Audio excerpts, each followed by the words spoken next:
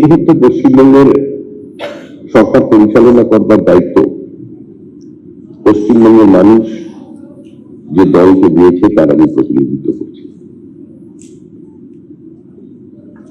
শুধু আজ সরকারে আসার পর সময় নয়, আমরা দীর্ঘদিন ধরে বলে আসছি যে পশ্চিমবঙ্গের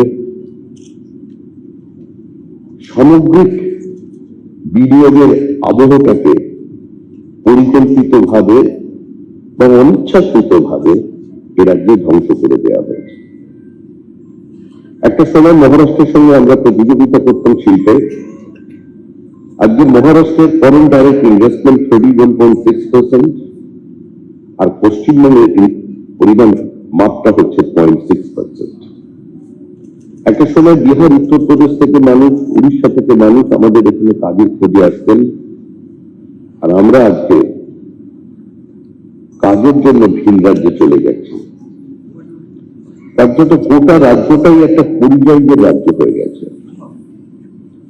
Exodus of merit, exodus of capital, exodus of entrepreneurs, exodus of students, exodus of commerce, exodus of skill labours. This is the present socio-economic condition of this state. আমাদের মধ্যে সব আছে। We have rivers, we have uninterrupted water supply, we have power supply, excess power supply, we have money, we have merit, we have a topographical and geographical advantages. We are the gateway of Eastern India. তিনটে রাজ্যের সাথে দেশের সঙ্গে আমাদের international border আছে, আমাদের rail আছে, আমাদের ট্রান্সপোর্টেশনের পর্যাপ্ত সুযোগ আছে, আমাদের প্রয়োজনীয় ইনফ্রাস্ট্রাকচার আছে, কিন্তু তারপরেও আমরা এ রাজ্যে ঠিকঠাক বিনিয়োগ করে নিয়ে আসতে পারিনি। আপনারা যারা এখানে বসে আছেন তারা সবাই ব্যক্তিগত জীবনে বিভিন্ন ধরনের বাণিজ্যিক কাজকর্মের সঙ্গে যুক্ত, কিন্তু দুর্ভাগ্য হলো এটাই যে সামগ্রিকভাবে এখানে মেধার বিকাশের পর্যাপ্ত কোনো সুযোগ নেই। মুখ্যমন্ত্রীর বিজিবিএস এর মঞ্চে দাঁড়িয়ে আপনারা যারা থাকতেন এখানে, আপনাদের মধ্যে কয়েকজনকে দেখতে পাচ্ছি যারা বলতেন যে এত ভালো ইনভেস্টমেন্ট ফ্রেন্ডলি পরিবেশ এর আগে কোনোদিন ছিল না। যারা মুখ্যমন্ত্রীর পাশে দাঁড়িয়ে বিবৃতিগুলো দিতেন তারা তাদের 10 বছরের ব্যালেন্স শিট গুলো খুলে দেখুন, তারা তাদের ক্যাপিটালকে সাইফন আপ করে অন্য স্টেটে পাঠিয়ে দিয়েছেন। পশ্চিমবঙ্গের শিল্পপতিদের জন্য নতুন ডেস্টিনেশন হয়ে গেছে উত্তরাখণ্ড, উত্তরপ্রদেশ। একজন বাঙালি শিল্পপতি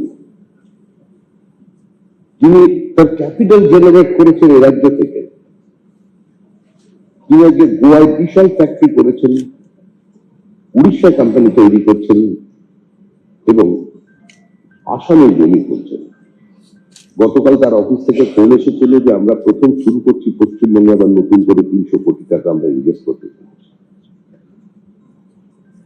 আজকে ছোট ছোট প্রডিউসার, যেহেতু প্রতিভাবান চিত্রশিল্পী এখানে মানে তারকা এখানে উপস্থিত আছেন, তাকে তার জন্যই বলছি। আমাদের পশ্চিমবঙ্গে যেরকম ছোটবেলায় সবাই ওই প্রেমের কবিতা লেখে, গাছের পাতা নড়ে চড়ে তোমার কথা মনে পড়ে, প্রত্যেকেরই জীবনের একটা ছোট স্বপ্ন থাকে যে তারা একটা বড় বড় ছবি তৈরি করবে। 20 লক্ষ 25 লক্ষ টাকা জোগাড় করে নিজের পরিবারের জিনিসপত্র বিক্রি করে ছোট ছবি তৈরি করবার জন্য টল ইন্ডাস্ট্রিতে যখন যান, আমাদের বিগত মুখ্যমন্ত্রীর কথায় যা হচ্ছিল টলিউড, সেখানে তারা যে বাধার সম্মুখীন হচ্ছেন বা তাদের উপরেও যে একটা দখলদারি চাপিয়ে দেওয়া হচ্ছে, এটা কিন্তু ভারতবর্ষের ভিন্ন ভিন্ন প্রান্তে ভিন্ন বার্তা চলে যাচ্ছে। আমরা ডে 1 থেকে বলেছি we want to invest in friendly states. পশ্চিমবঙ্গে বড় শিল্প আনতে হবে, এছাড়া কোনো ভবিষ্যৎ নেই।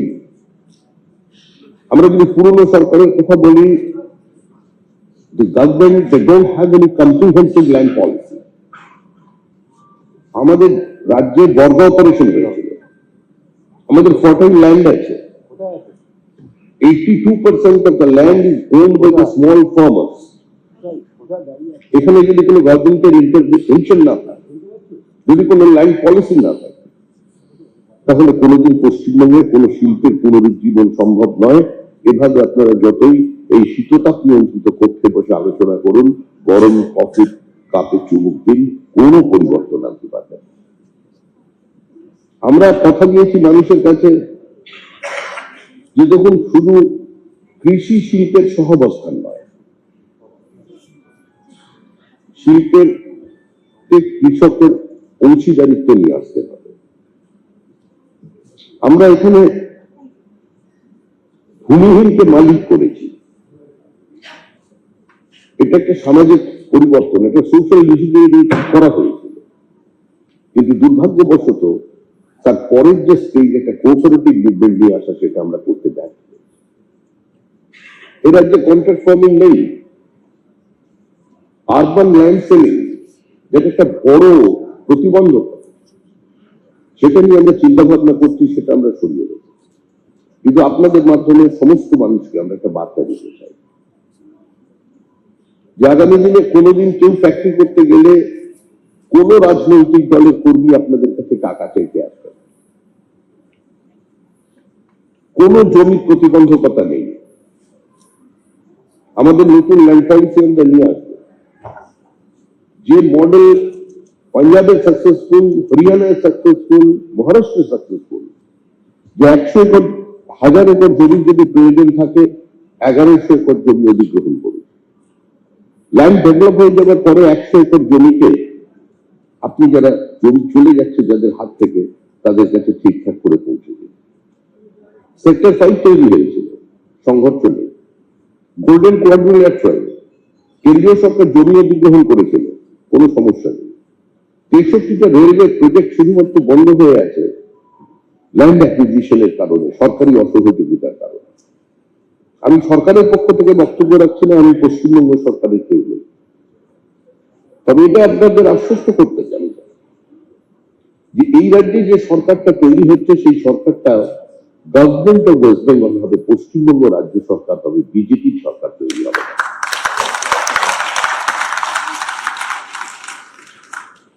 অতীতে দল এবং সরকারের মধ্যে যে সূক্ষ্ম বিভাজন রেখাটা ছিল, সেটা বর্তমানে মুছে গিয়েছে। সেই রেখাটাকে আরো চওড়া করে দেবার আমরা ব্যবস্থা করছি। নির্ভয় বিনিয়োগ করুন, কোথাও কোনো অসুবিধা হবে। ভারতবর্ষের বহু ইনভেস্টর তারা পশ্চিমবঙ্গে আসছেন।